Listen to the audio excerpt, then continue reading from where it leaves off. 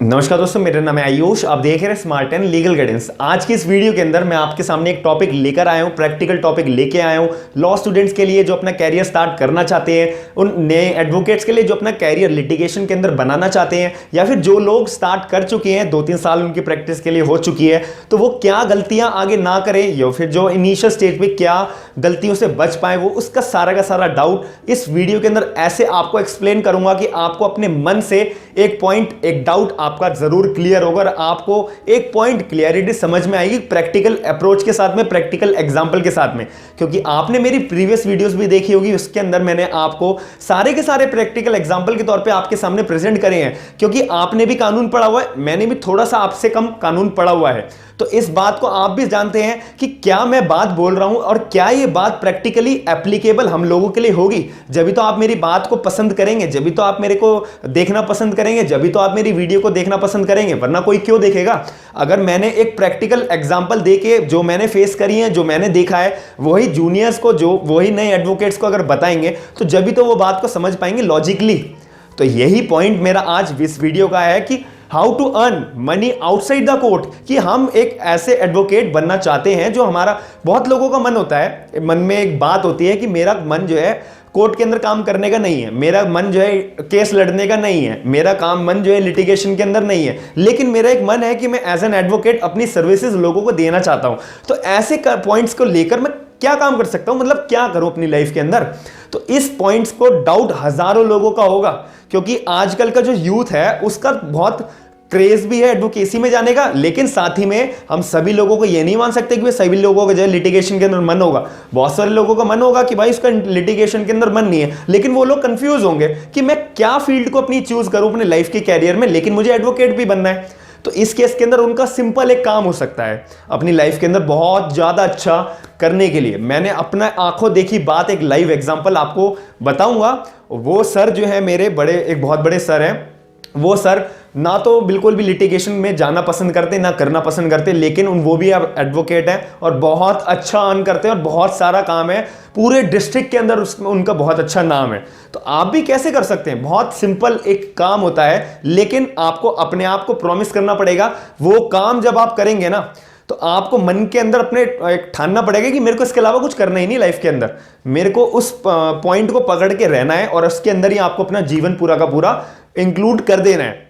एक दिन आपने अगर ऐसा कर लिया ना, अपने मन में एक पॉइंट जुनून जगा लिया, 100% आप सक्सेस से बहुत ज्यादा दूर नहीं होंगे। अब मैं आपको वीडियो जो है स्टार्ट करता हूं कि बिना कोर्ट जाए पैसा कैसे कमाया जा सकता है। बहुत सारा एक डाउट आता है कि जैसे कि अगर कोर्ट ही बंद होंगे तो एक वकील पैसा कैसे कमा सकता है। जरा ये पॉइंट किसी ने सोचा है अपने मन में? एक बात ये रखी है कि अगर भाई कोर्ट ही बंद होगा तो एक वकील की इनकम कैसे जनरेट होगी। एक प्रैक्टिकल हम सोचें, क्योंकि कोई भी काम करना है कोर्ट से रिलेटेड एक वकील को, तो सबसे पहला काम तो वो कोर्ट के अंदर कोई भी केस भी फाइल करना हो, तो वो जब विंडो के अंदर केस फाइल कर रहा होगा, अपनी प्लेन फाइल कर रहा होगा, तो ऐसे केस के अंदर कोर्ट में तो जाना पड़ेगा ना, कोर्ट को भी तो खुलना पड़ेगा, जब भी तो ये काम होगा। तो ऐसे केस के अंदर अगर कोर्ट ही बंद होगा तो वकील तो खाली बैठा रहेगा, तो इसका काम कैसे होगा?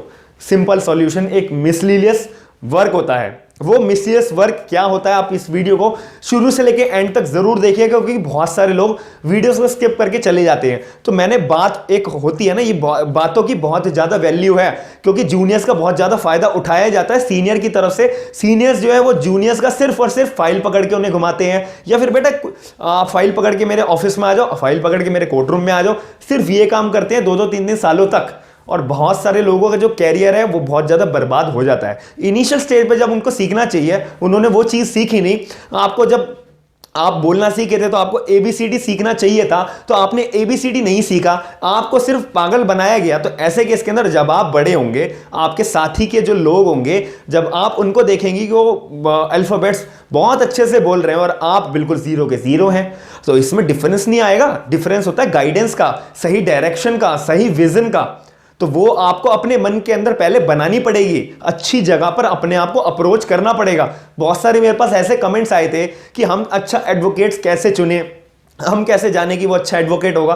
तो भाई वो आपको रेफरेंस देखने पड़ेंगे ना, आसपास के लोगों से पूछना पड़ेगा ना कि उन एडवोकेट के पास कैसा काम आता है, क्या काम नहीं आता है, वो किस चीज में ज्यादा डील करते हैं, उनकी इमेज कैसी है, उनके पास काम कितना आता है। वो तो हाथ पैर तो आपको मारने पड़ेंगे। वो चीज़ तो आपको सोचनी पड़ेगी, कोई दूसरा थोड़ी ना आपको खाना जो है पूरा का पूरा परोस के दे देगा। ये छोटा सा एफर्ट्स 5 दिन 7 दिन में एक दूसरा बंदा क्या उसका कैरेक्टर है वो जज कर लेता है, विजन के तौर पे, देखा देखी के तौर पे, कि अंदर से वो जान लेता है कि ये बंदा जो है मेरे लिए बात करने लायक अच्छा है या नहीं है। इतनी तो कैपेसिटी आपके अंदर होगी।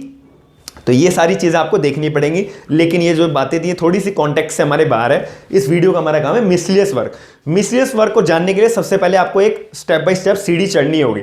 सबसे पहले एक रजिस्ट्रार जो ऑफिस होता है, रजिस्ट्री जहां पर होती है, डीड का काम होता है, वो जो एक रजिस्ट्रार ऑफिस होता है, हर किसी के डिस्ट्रिक्ट के अंदर, हर किसी के एरिया के अंदर अपना अपना रजिस्ट्रार एक ऑफिस होता है। तो उसमें कोई भी डीड का रजिस्टर करानी हो, कोई भी रजिस्ट्री करानी हो किसी प्रॉपर्टी की, कोई भी विल रजिस्टर करानी हो, कोई भी दान पत्र का जो रजिस्ट्रेशन कराना होता है, बहुत सारा काम आता है इसका भी, और कोई भी लीज डीड जो है, अगर कोई भी आप रेंट पे देते हो, लीज डीड करते हो, लीज डीड जो है आपको तैयार करवानी पड़ती है, तो वो रजिस्टर कराने के लिए कहां जाएगा बंदा? रजिस्ट्रार ऑफिस में तो जाएगा।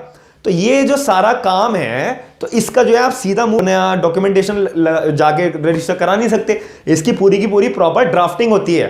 तो वो ड्राफ्टिंग एक पर्टिकुलर एडवोकेट ही कर पाता है। इसके अंदर जो ये ड्राफ्टिंग करता है एक एडवोकेट, अगर इसके अंदर आपने ड्राफ्टिंग इन सारे पॉइंट्स के अंदर अच्छे से सीख ली, मैं श्योरिटी के साथ बोल सकता हूं, एक लाइव एग्जांपल के साथ बोल सकता हूं कि आप इतने अच्छे अपने आप को इन फ्यूचर देखेंगे औरों से कंपैरिजन में, वो आप खुद भी नहीं सोच पाएंगे। लेकिन इसके बहुत सारे पॉइंट्स हैं, वो समझने पड़ेंगे। तो वो पॉइंट्स क्या है वो आप वीडियो के मैं फर्दर बताऊंगा एक एक करके। ज्यादा पॉइंट्स नहीं है, लेकिन कुछ पॉइंट्स होते हैं जो जानने पड़ते हैं, वो जीवन भर याद आपको रहते हैं, और जीवन भर उन्हीं पॉइंट्स के बेसिस पर आप अपने कैरियर की सीढ़ियां चढ़ते जाते हैं। तो वो पॉइंट्स आप जरूर ध्यान दीजिएगा कि जो भी कोई ये डीड, रजिस्ट्री, विल, दान पत्र, लीज डीड, ये भी रजिस्टर्ड होती है रजिस्ट्रार ऑफिस के अंदर। इसकी जो ड्राफ्टिंग है वो एक एडवोकेट करता है। एडवोकेट के बिना ये जो रजिस्ट्री है ये बिल्कुल भी नहीं कंप्लीट होती है। बहुत सारे लोगों ने, जो एक्सपीरियंस लोग हैं, उनके मन में 1% ख्याल आता है कि हमारे को जो है एक रजिस्ट्रार ऑफिस के अंदर एक ड्राफ्टिंग का काम करना चाहिए, लेकिन वो लोग सीरियस नहीं होते हैं। जो लोग सीरियस होते हैं, जिनका मैं एग्जांपल दे रहा हूं, वो एग्जांपल के तौर पे सेट लोगों की नजर के अंदर हो जाते हैं। ड्राफ्टिंग के अंदर जिन बंदों की मैं बात कर रहा हूं, ऐसे मेरे पास 10 एग्जांपल है, मैं तो एक पॉइंट रख रहा हूं आपके आगे कि जो एडवोकेट की मैं बात कर रहा हूं, उनका पूरे डिस्ट्रिक्ट के अंदर ऐसा नाम है, उनके पास 90% काम रजिस्ट्री ऑफ प्रॉपर्टी या फिर विल का काम या फिर लीज डीड का काम बहुत ज्यादा आता है। बहुत बड़ा ऑफिस है उनका। उन्होंने भी अपने लाइफ का जो कैरियर है ऐसे ही स्टार्ट करा था कि उन्होंने मन में ठान लिया था कि मेरे को लिटिगेशन में मन नहीं है जाने का, एडवोकेसी में मेरा मन नहीं है जाने का, मेरे को एज एन एडवोकेट केस नहीं लड़ने का मन है, तो मैं जो है अपना आउटसाइड द कोर्ट कैसे अर्न कर सकता हूं। तो उन्होंने अपना पूरा का पूरा जीवन जो है ड्राफ्टिंग के अंदर झोंक दिया, और वो अब इतना अच्छा, मतलब बहुत अच्छा काम है उनका। उनके ज़्यादा हम क्या फ्रूटफुल उनको देख, क्योंकि he was successful in his life. So we have to think about us, how we can succeed in our life. तो हम कैसे अपनी लाइफ को अप्रोच कर सकते हैं अच्छे बेटरमेंट के लिए, तो वो उस पर हमारे को ध्यान देना है। तो इसके लिए सबसे पहले आपको ड्राफ्टिंग के अंदर एक्सपर्ट बनना पड़ेगा। ड्राफ्टिंग के अंदर आप एक्सपर्ट कैसे बनेंगे? सबसे पहली बात, आपको जो है काम करना होता है कि ड्राफ्टिंग के ना फॉर्मेट्स मिलते हैं, ड्राफ्टिंग के फॉर्मेट्स मिलते हैं हजारों जगह पर। बहुत सारी वेबसाइट होती हैं, MPIGCR के अंदर आप जो है जा सकते हैं, और भी अलग अलग तरीके की वेबसाइट्स हैं, गूगल्स हैं, या आप जहां पे काम करना चाहेंगे एडवोकेट के पास में, आप उनके पास अप्रोच करके पूछिए, सर मुझे इस चीज़ की ड्राफ्टिंग पढ़ाइए, समझाइए, पता कराइए, तो आप पूछिए। तो इसके अंदर सबसे पहले एक लॉजिक वाली आप बात समझिएगा। बहुत सारे लोग जो होते हैं जो ड्राफ्टिंग के अंदर एक्सपर्ट नहीं होते। एक्सपर्ट अपनी फील्ड के अंदर होना नेसेसरी आज के टाइम में है। ये मत सोचिएगा कि भाई मैं जो है ये भी कर लूँ, ड्राफ्टिंग का भी काम कर लूँ, एडवोकेसी का भी काम कर लूँ, कोई दूसरा मेरे पे सिविल का केस आ रहा है वो भी लड़ लूँ, नेगोशिएबल का केस आ रहा है वो भी लड़ लूँ, कंज्यूमर का केस आ रहा है, रेवेन्यू का केस आ रहा है वो भी लड़ लूँ। बिल्कुल भी आप जो है सक्सेस नहीं पा पाएंगे।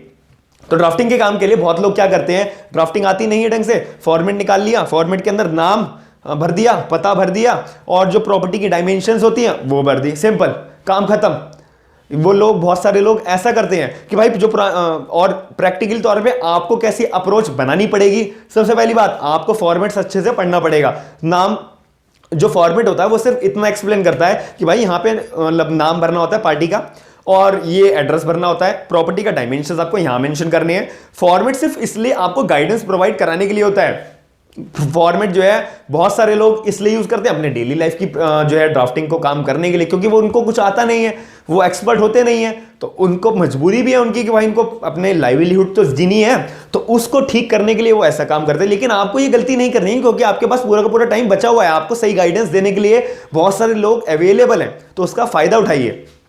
तो इस केस के अंदर जो है फेक नॉलेज नहीं रखनी है, आपको ड्राफ्टिंग का फॉर्मेट जो है पढ़ना पड़ेगा, उसके अंदर जो मेजर टेक्निकल लाइंस है उसको आपको ध्यान में रखना पड़ेगा कि एक ड्राफ्टिंग मैं कर रहा हूं तो टेक्निकल लाइंस क्या क्या मैं अप्रोच करूंगा एक ड्राफ्टिंग को बनाने के लिए। वो टेक्निकल लाइंस आप कहां से जो है लाएंगे, आपके मन में क्वेश्चन सवाल आ रहा होगा कि वो जो टेक्निकल लाइंस हमारे को पढ़नी होती है, ड्राफ्टिंग के अंदर बढ़ानी होती है, अपनी थिंकिंग बढ़ानी होती है, वो कहां से आएंगे। सिंपल बात है, बहुत अच्छे अच्छे जो एडवोकेट्स हैं उन्होंने अपनी ड्राफ्टिंग बनाई है, गूगल के अंदर, नेट के अंदर आपको एक एक चीज अवेलेबल है। तो बड़े बड़े जो एडवोकेट्स हैं आप उनकी ड्राफ्टिंग निकाल के पढ़ो, बैठो, टाइम दो, अपने आपको टाइम अपने लिए ही तो देना है, क्योंकि आगे 1 साल के अंदर आप अपना टाइम दो, डिवोट करो किसी एडवोकेट के पास, आप अपने आप को as an intern, as a junior advocate appoint हो। वो आप उनसे क्या हो कि सर मेरे को सिर्फ ड्राफ्टिंग का आप काम अप्रोच करिएगा, 100% आपको लोग हायर करेंगे। हजारों वैकेंसीज आती हैं, हजारों लॉ फर्म्स के अंदर काम चलते हैं ड्राफ्टिंग के, आप क्यों नहीं ज्वाइन कर रहे। आप इधर उधर जो है एडवोकेट के पास जो है ज्वाइन होकर आप चाहते हैं कि मैं लिटिगेशन ज्वाइन करूं, तो लिटिगेशन में जाने के लिए कम से कम 10 साल का टाइम लगता है, आप कोर्ट के आगे अपीयर होने के लिए, पूरा केस लड़ने के लिए, क्योंकि उसके लिए सबसे ज्यादा इंपॉर्टेंट होती है क्रॉस एग्जामिनेशन। क्रॉस एग्जामिनेशन का एक जो फैक्टर होता है वो बहुत लोग फेस नहीं कर पाते हैं, क्योंकि उसके लिए आपके पास प्रॉपर स्किल्स होनी चाहिए, प्रॉपर कम्युनिकेशन स्किल्स होनी चाहिए, प्रॉपर अवेयर होना चाहिए कि नेक्स्ट स्टेप अगर मैं इसमें आप पे फंस गया तो मेरे को कैसे डील करना पड़ेगा। तो उस चीज को आपको डेवलप करने के लिए, मैच्योर करने के लिए आपके पास 10 साल का मिनिमम एक्सपीरियंस होना चाहिए लिटिगेशन के लिए। वो अच्छी बात होती है कि स्टार्टिंग में भी लोग डेट्स के लिए जज के आगे अपीयर होते हैं अपना एक्सपीरियंस बढ़ाने के लिए, वो अलग फैक्टर है। मैं तो एक आपको प्रैक्टिकल गाइडेंस दे रहा हूं, प्रैक्टिकल एग्जांपल के तौर पे आपको एक चीज को एक्सप्लेन कर रहा हूं।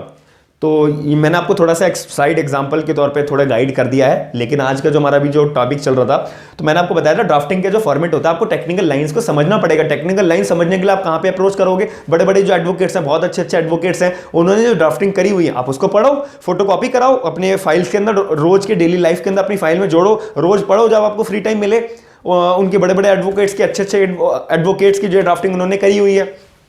अब इसके अंदर जो मैंने लिखा हुआ था कि एक अच्छा एडवोकेट जो है ड्राफ्टिंग के अंदर महारत जब ही हासिल करता है, एक्सपर्ट जब ही होता है जब वो एक ड्राफ्टिंग ऐसी तैयार करता है कि भाई अगर कोई भी फ्यूचर के अंदर कोई क्लेम करता है ना इस प्रॉपर्टी के लिए, तो कहीं से भी कोई आ जाए, कहीं से भी उठ के कोई क्लेम कर ले, मेरे को केस जीतना ही है भाई, क्योंकि जो ड्राफ्टिंग है ना प्रॉपर्टी की वो मैंने करी है और वो किसी दूसरे एडवोकेट ने नहीं करी है। तो इसका मतलब कोई भी अप्रोच करेगा मेरी ड्राफ्टिंग के ऊपर, कोई भी केस आता है प्रॉपर्टी का, तो वो आप लड़ पाएंगे, क्योंकि ड्राफ्टिंग स्किल्स एक ऐसी चीज है, एक ऐसी सक्सेस है की जो बहुत इंपॉर्टेंट है। एक अब आपको लाइव प्रैक्टिकल एग्जांपल देता हूं। आजकल जो है ऑनलाइन पोर्टल चालू हो गया है, ऑनलाइन प्रॉपर्टी मतलब ऑनलाइन रजिस्ट्री भी अब चालू हो गई है, जिसको हम बोलते हैं ई रजिस्ट्री के तौर पे। तो उसके लिए अब सर्विस प्रोवाइडर का भी काम एक बढ़ गया है, सर्विस प्रोवाइडर का भी रोल जो है उसका एक बढ़ गया है। तो उसके लिए आपको जो है अगर एडवोकेसी भी करनी है और साइड बाय साइड छोटा सा ड्राफ्टिंग का भी काम करना है, तो आप एक फायदा कर सकते हैं कि आप जो है अपनी वाइफ के नाम पे, अपने भाई के नाम पे, अपने रिलेटिव्स के नाम पे, अपने फ्रेंड्स के नाम पे, किसी के भी नाम पे एक लाइसेंस ले लो सर्विस प्रोवाइडर का, वो और अपनी वाइफ या फिर भाई या फिर रिलेटिव या फिर दोस्त, उन बंदों के नाम पर लेना जिनके पास सरकारी नौकरी ना हो, तो उनके नाम पे आप सर्विस प्रोवाइडर का लाइसेंस ले लो।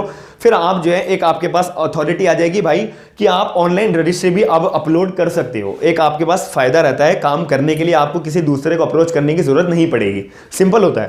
तो इसके बाद जो हमारे को समझनी है कि जो फ्यूचर के अंदर कोई भी क्लेम की मैंने बात करी थी आपके आगे, कि फॉर एग्जांपल के तौर पे कि आपको पता है कि आपने ड्राफ्टिंग अच्छे से करी है, तो कोई भी केस मेरे प्रॉपर्टी के ऊपर करेगा तो मैं उसको अच्छे से टैकल कर पाऊंगा। लेकिन अगर वहीं आपने अगर गलत तरीके से जो है ड्राफ्टिंग करी है और वो जो कोई किसी ने केस कराया, तो बहुत सारे लोगों को नुकसान बैठे बैठाए हो जाता है।